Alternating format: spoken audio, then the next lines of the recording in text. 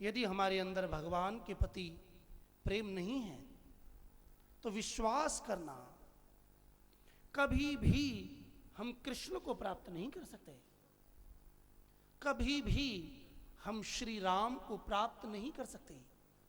कितने भी यज्ञ करना, आहुति देना, कितना भी दान देना, कितना भी तीर्थों में जाना, लेकिन कृष्ण की प्राप्ति तो तब ही होगी जब श्री कृष्ण में हमारा प्रेम होगा।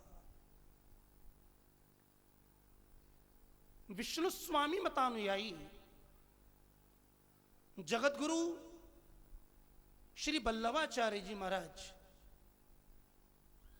ऐसा वर्णन करते हैं कि भगवान की प्राप्ति का साधन केवल और केवल प्रेम ही है। प्रेम लोन्यत् साधनम लोके नास्ति मुख्यम परम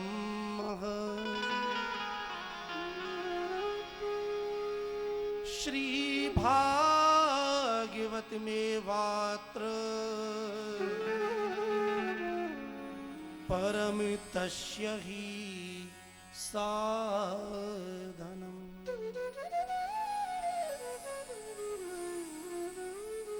अधिकारम अभिप्रायम ज्ञात्वा भक्ति मुखे नहीं सकृत श्रवण मात्रेण कृष्ण प्रेम भवे।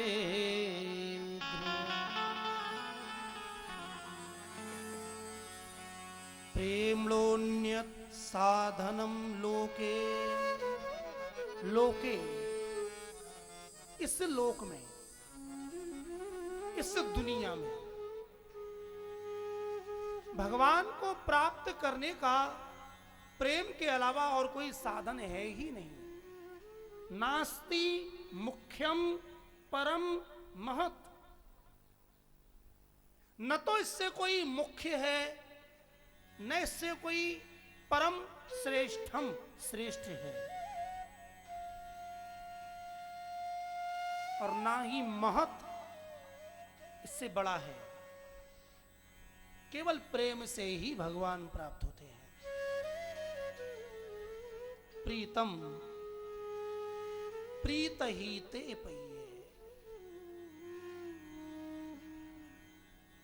हमारा प्रीतम श्री कृष्ण तो केवल और केवल प्रेम से ही प्राप्त होता है।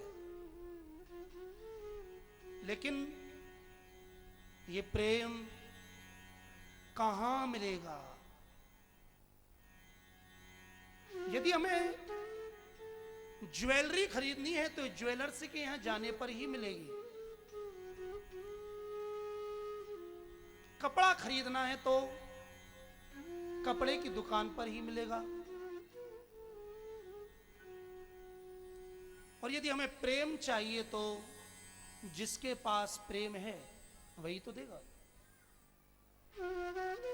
जैसे एक धनवान व्यक्ति ही धन दे सकता है, जो निर्धन है और उसके पास आप याचना लेकर जाओ, हमें आपसे धन चाहिए, कहां से देगा?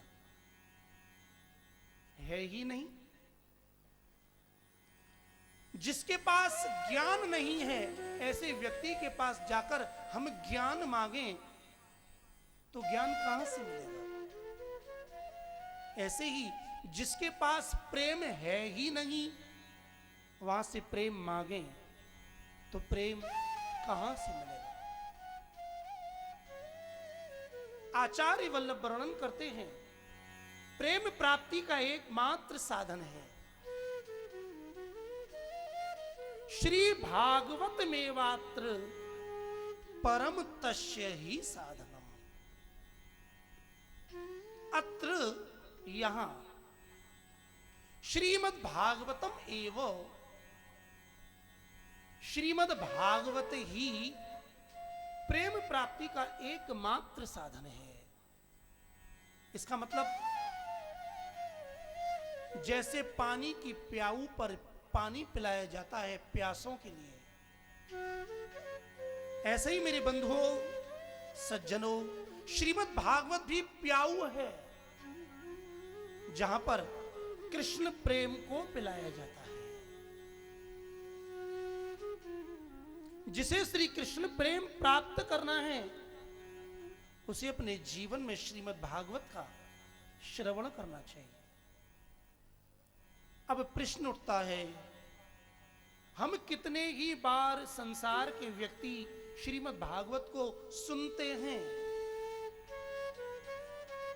लेकिन प्रेम नहीं जागता, हमें श्री कृष्ण नहीं मिलते, ऐसा क्यों? तो भैया श्रीमद् भागवत को श्रवण करने का भी नियम है।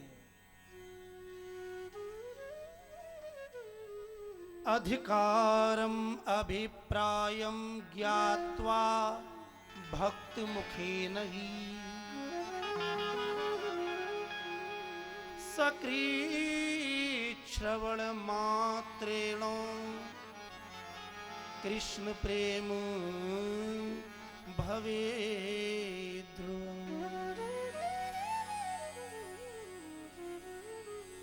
3 नियम हैं श्रीमद् भागवत के।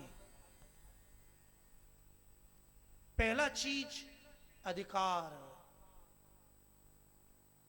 कथा सुनने वाला और कथा कहने वाला अधिकारी होना चाहिए। यदि अधिकारी नहीं है तो अनअधिकारी व्यक्ति कितना ही कथा कहे, उसकी वाणी के द्वारा कृष्ण प्रेम जागृत नहीं हो सकता। और यदि अधिकारी नहीं है तो वो कथा के मंडप में आके बैठ जाए तो भी उसे कथा समझ नहीं पड़ेगी। अधिकार की सिद्धि वैराग्य से होती है। यथा यथा विरक्तः तथा तथा अधिकारी भवति। जो जितना विरक्त है वो उतना ही श्रीमद् भागवत का अधिकारी है। इसलिए सज्जनों, अपने जीवन में अधिक से अधिक वैराग्य बढ़ाओ, विरक्ति बढ़ाओ। संसार के प्रति जो राग है, ये राग हमें दुख देता है। जो संसार से प्रेम करता है उसे संसार में रोना ही पड़ता है। प्रियस्त्वाम रोत्स्यति। यदि संसार से प्रेम करोगे तो रोना ही पड़ेगा। और ये संसार का व्यक्ति प्रेम किए बिना रह नहीं सकता। कभी मां से प्रेम करता है तो कभी पिता से, कभी खिलौनों से प्रेम करता है तो दोस्तों से, कभी पत्नी से प्रेम करता है तो कभी बच्चों से, कभी धन से प्रेम करता है तो कभी कीर्ति से। लेकिन ये जितने भी प्रेम हैं आखिर तक ये रुलाने वाले हैं। जो संसार से प्रेम करता है उसे रोना ही पड़ता है। बंधुओं, प्रेम करना ही है तो मेरे गोपाल से करो, श्री कृष्ण से करो, क्योंकि मेरा, आपका और हम सबका स्वामी एकमात्र श्री कृष्ण ही है। हमारे शरीर का स्वामी कोई दूसरा हो सकता है, लेकिन आत्मा का स्वामी केवल और केवल परमात्मा है। और उस परमात्मा की प्राप्ति केवल और केवल प्रेम से होती है। प्रेम की प्राप्ति श्रीमद् भागवत से होती है। और भागवत की सिद्धि का पहला लक्षण अधिकार, और अधिकार की सिद्धि वैराग्य से होती है। अधिकारम। दूसरी चीज है अभिप्रायम। श्रीमद् भागवत में जितनी भी कथा कही गई हैं, वर्णन की गई हैं, केवल कथा कहने से और सुनने से प्रेम नहीं होगा। आचार्य वल्लभ कहते हैं, उन कथाओं का क्या अभिप्राय है। जब तक हम उस अभिप्राय को नहीं समझेंगे, तब तक हमारा श्री कृष्ण में प्रेम नहीं हो सकता।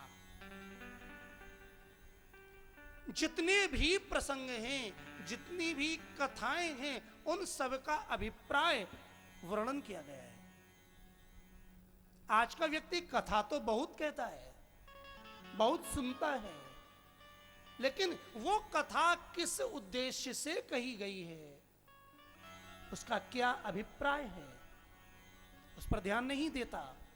तो परिणाम जैसा 10 साल पहले था, वैसा ही आज है।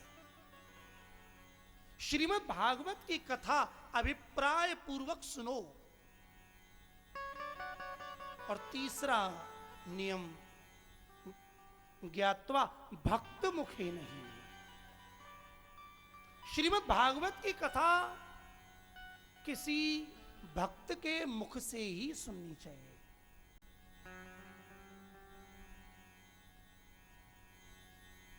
यदि कहने वाला वक्ता भक्त नहीं है, उसकी श्रद्धा, उसका विश्वास, उसकी निष्ठा यदि भागवत में नहीं है,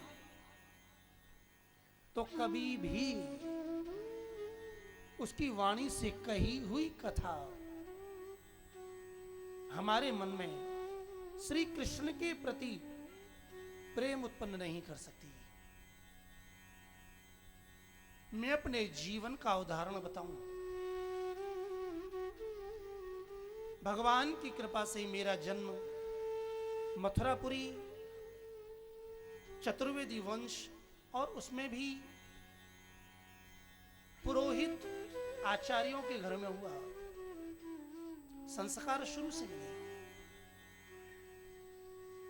भगवान ने कृपा की, संध्या वंदन, वेद अध्ययन यत्किंचित कर पाए। पिताजी ने प्रयास किया संस्कार बने रहें, लेकिन ये धर्म को बेचे नहीं, इसे मांगना न पड़े, इसलिए पढ़कर के प्रोफेसर बने। 2 घंटे की क्लास देगा, इतना जरूर मिल जाएगा कि इसका जीवन आराम से निर्वहन हो जाएगा। अच्छे से पढ़ाया, सब कुछ हुआ, लेकिन हमारे पिताजी के ही प्रिय मित्र, कर्मकांड के बड़े ही अच्छे विद्वान श्री परमेश्वर दत्त जी के द्वारा उनका कार्यक्रम श्री गिरिराज में सतचंडी यज्ञ हुआ। हम किसी के प्रोग्राम में शुरू से जाते नहीं थे। क्यों? यदि जाना है तो हमारा ये क्षेत्र बहुत है, पूर्वजों ने बहुत दिया है।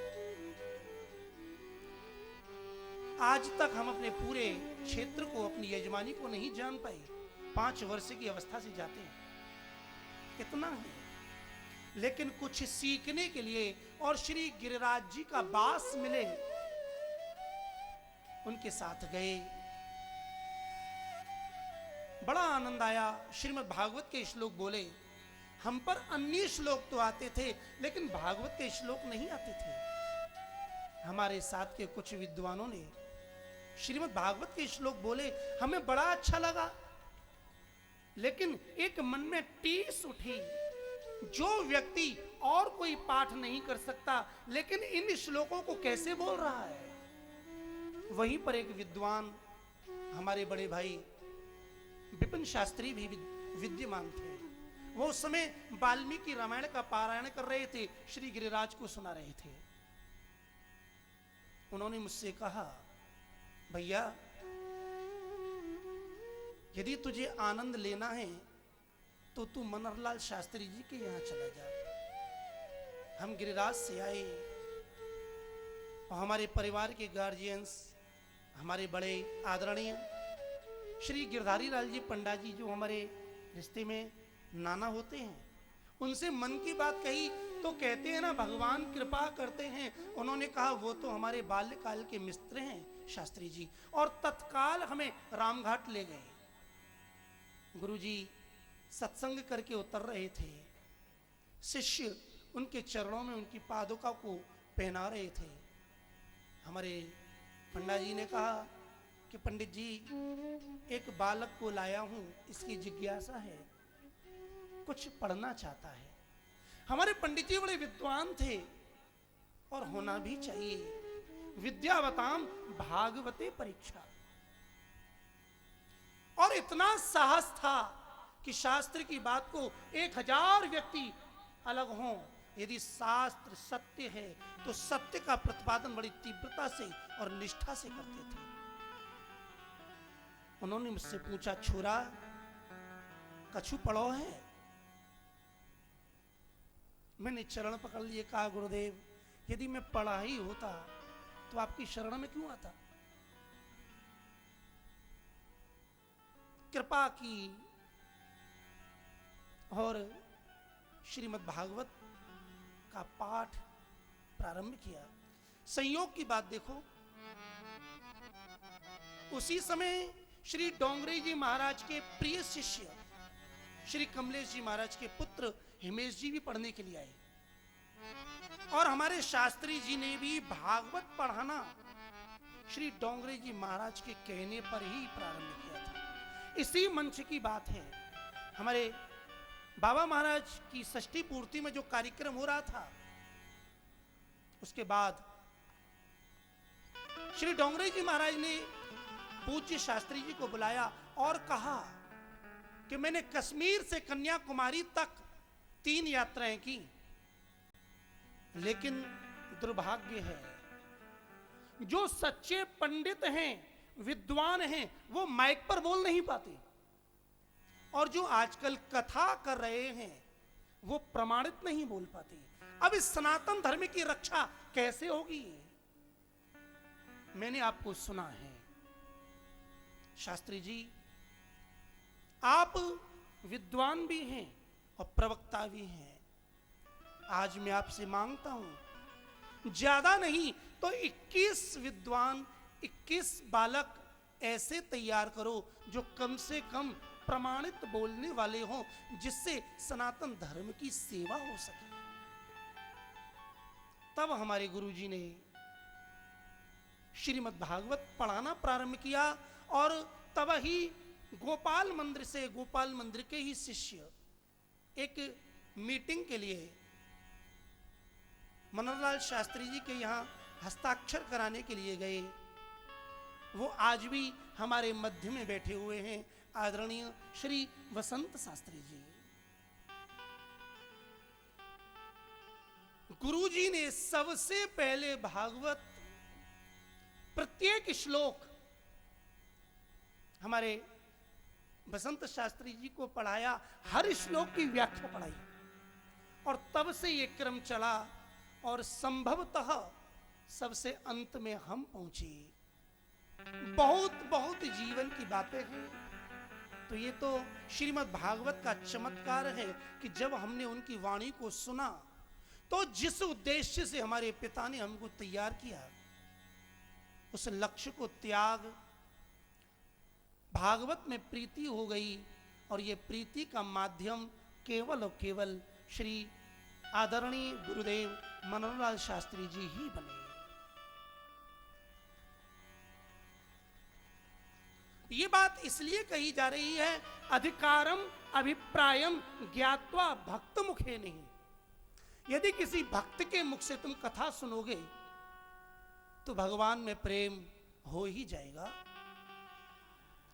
और बार बार नहीं, सकृत श्रवण मात्रेण, यदि एक बार भी हमने कथा नियम पूर्वक सुनी है तो कृष्ण प्रेम भवेद ध्रुवम, निश्चित ही श्री कृष्ण में हमारा प्रेम हो जाएगा। तो आइए श्री कृष्ण की भूमि पर श्री कृष्ण के चरणों में बैठकर कृष्ण स्वरूप श्रीमद् भागवत का आश्रय लें, केवल एक ही उद्देश्य से, क्योंकि हमारे बाबा महाराज और हमारे शास्त्री जी, इन दोनों का एक ही लक्ष्य था, कृष्ण प्रेम, कृष्ण भक्ति, गोपाल भक्ति, गोपाल प्रेम।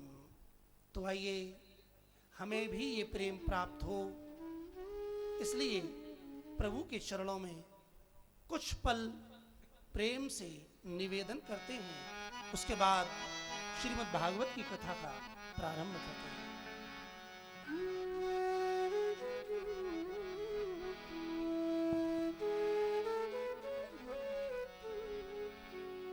ओ मेरी लगी श्याम सो प्रीत,